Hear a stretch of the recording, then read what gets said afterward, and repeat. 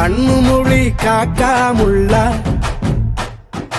குருவ ரெண்டும் குருவ நெல்லா நீராந்த போல தினராத்திரி வேளை என் சொப்பனம் மாற வந்து வெளிச்சம் தார தலகாலே புரியலையே பாச தெரியலையே மனசு ரக்க முளைச்சு பறக்குது யாத்தே